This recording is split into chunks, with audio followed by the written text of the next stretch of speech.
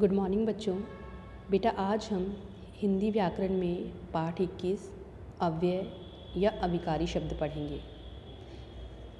वाक्य में प्रयोग करने पर बेटा दो प्रकार के शब्द हमें हिंदी व्याकरण में मिलते हैं, एक विकारी और दूसरा अविकारी। विकारी शब्द वे होते हैं बेटा जो लिंग वचन कारक पुरुष आदि के कारण बदल जाते हैं, और अविकारी या अव्यय शब्द वे होते हैं बेटा जो लिंग वचन कारक पुरुष काल आदि के कारण नहीं बदलते।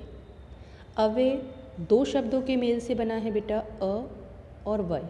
अ माने नहीं, वय माने जो घुल मिल ना सके, बदल ना सके, दूसरों के लिए जिंदगी में परिवर्तन ना हो सके। कुछ एग्जाम्पल के ज़रिए बेटा मैं आपकी अव्यय की परिभाषा को स्पष्ट करना चाहती हूँ।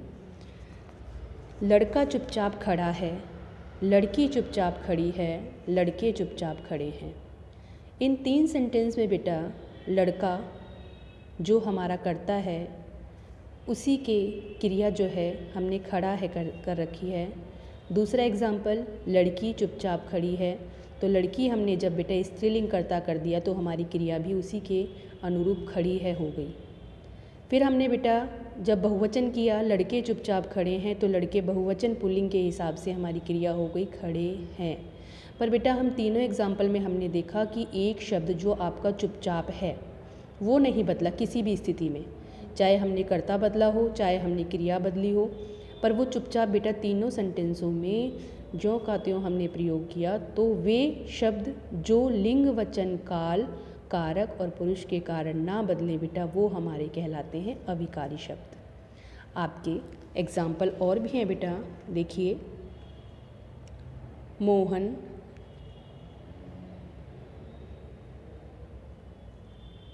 मोहन यहाँ बिल्कुल नहीं नाचेगा, मोहिनी यहाँ बिल्कुल नहीं नाचेगी, वे लड़के यहाँ बिल्कुल नहीं नाचेंगे, ये लड़कियाँ यहाँ बिल्कुल नहीं नाचेंगी, मोहन को यहाँ बिल्कुल नहीं नाचना, मुझे यहाँ बिल्कुल नहीं नाचना, आपको यहाँ बिल्कुल नहीं नाचना, वे यहाँ बिल्कुल नहीं नाचेंगे या नाचेंगे। यहाँ पे बेटा हमने इन सारे उदाहरणों में देखा कि हमारे कर्ता भी चेंज हो रहे हैं और उन्हीं के अनुरूप हमारी क्रिया भी बदल रही हैं, पर हमारे जो शब्द हैं यहाँ बिल्कुल नहीं, यहाँ बिल्कुल नहीं, हर वाक्य में प्रयोग हो रहा है और ये हमारा कर्ता और क्रिया के अनुरूप नहीं बदल रहा है। तो ऐसे ही शब्द बेटा आपके अव्यय या अविकारी कहलाते हैं। अव्यय के भेद, अव्यय के 5 भेद होते हैं बेटा, क्रिया विशेषण, समुच्चय बोधक, संबंध बोधक, विस्मयादि बोधक और निपात। आज हम बेटा एक क्रिया विशेषण भेद पढ़ेंगे। तो क्रिया विशेषण क्या होता है बेटा, हमने विशेषण पढ़ा तो विशेषण में हमने पढ़ा कि वे शब्द जो संज्ञा या सर्वनाम की विशेषता बताएं वो विशेषण होते हैं। तो बेटा उसी प्रकार जो शब्द क्रिया की विशेषता बताएं वो क्रिया विशेषण होते हैं। तो देखिए क्रिया विशेषण शब्द बेटा हमेशा क्रिया के आगे लगकर उनकी विशेषता बताते हैं। एग्जाम्पल देखिए, आज वर्षा बहुत हुई, सड़कों पर घुटनों तक पानी भर गया, ऐसी वर्षा आज ही हुई है, मैंने ऐसा दृश्य यहाँ पहले नहीं देखा था। तो बेटा जितने भी हमारे ये शब्द हैं, बहुत तेज, घुटनों तक, आज ही, यहाँ पहले नहीं, ये सब क्रिया से आगे लगकर उसकी विशेषता बता रहे हैं कि क्रिया किस प्रकार हुई या कब हुई या कैसे हुई या कितनी मात्रा में हुई। तो ये आपके शब्द क्रिया विशेषण कहलाएंगे। आगे चलते हैं बेटा, क्रिया विशेषण के हम 4 भेद करते हैं,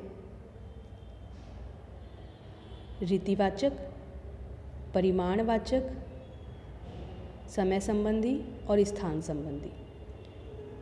तो बेटा सबसे पहले कि भाई हमारे जितनों एग्जाम्पल थे जो उसमें बहुत तेज, घुटनों तक, आज, यहाँ, तो ये बेटा एग्जाम्पल थे कि भाई पहले में था कि जो वर्षा हुई है, आज बहुत तेज़ वर्षा हुई, तो वर्षा कैसी हुई।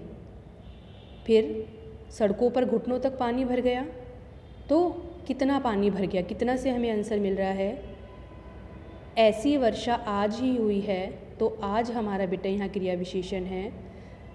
दृश्य नहीं देखा, कहाँ से हमें आंसर मिल रहा है, यहाँ। तो बेटा क्रिया विशेषण की ये पहचान है कि जब क्रिया के आगे हमें कैसे, कितना, कब और कहाँ लगाकर आंसर मिले तो वहाँ क्रिया विशेषण होता है। और कैसे, कितना, कब और कहाँ से ही इसके 4 भेद होते हैं। अगर हमें कैसे से आंसर मिले तो रीतिवाचक क्रिया विशेषण होता है बेटा।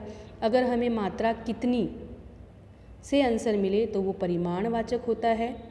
और कब से अगर हमें आंसर मिले मतलब समय का अगर हमें बोध हो तो बेटा वो समय संबंधी कालवाचक क्रिया विशेषण होता है।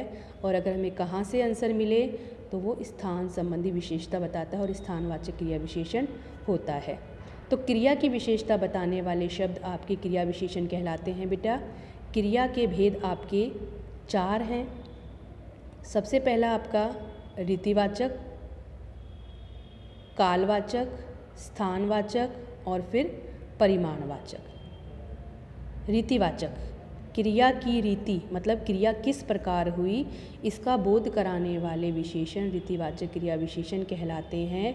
जैसे कछुआ धीरे धीरे चलता है, चीता तेजी से दौड़ता है, मुग्धा मन ही मन हंसती है, करुणा चुपके चुपके रोती है। अगर बेटा हम जो इन नीले जो हमारे शब्द हैं इनको हटाकर अगर हम कैसे शब्द यहाँ लगाकर प्रश्न करेंगे तो हमें आंसर मिल जाएंगे। तो अगर हमें क्रिया के आगे कैसे शब्द लगाकर आंसर मिले तो वो बेटा हमारा रीतिवाचक क्रिया विशेषण होता है। अब है कालवाचक क्रिया विशेषण।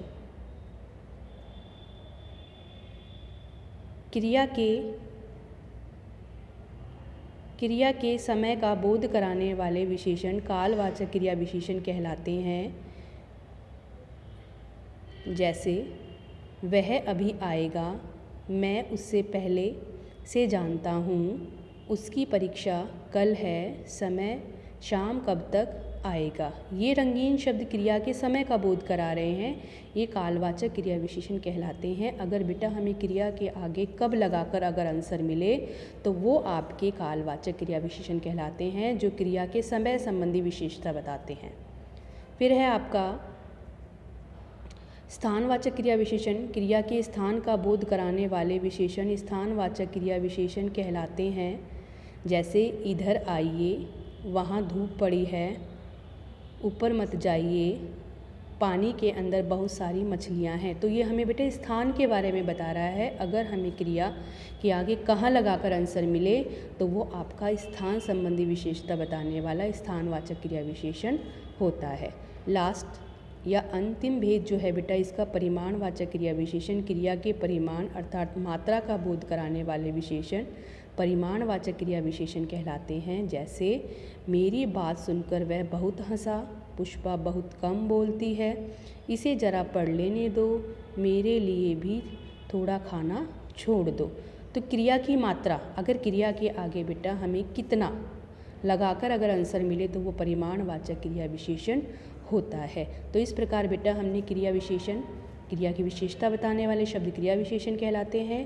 और क्रिया के आगे बेटा हमारे 4 शब्द कैसे, कहाँ, कब और कितना लगाकर हमें आंसर मिले तो वो हमारे जो है बेटा क्रिया विशेषण के भेद होते हैं। अगर हमें कैसा लगाकर आंसर मिले तो रीतिवाचक क्रिया विशेषण, कैसा लगाकर आंसर मिले तो रीतिवाचक बेटा, कब लगा के आंसर मिले तो बेटा वो हमारा कालवाचक, अगर हमें कहाँ लगाकर आंसर मिले तो हमारा स्थानवाचक और बेटा कितना लगाकर अगर हमें आंसर मिले तो वो परिमाणवाचक क्रिया विशेषण होता है।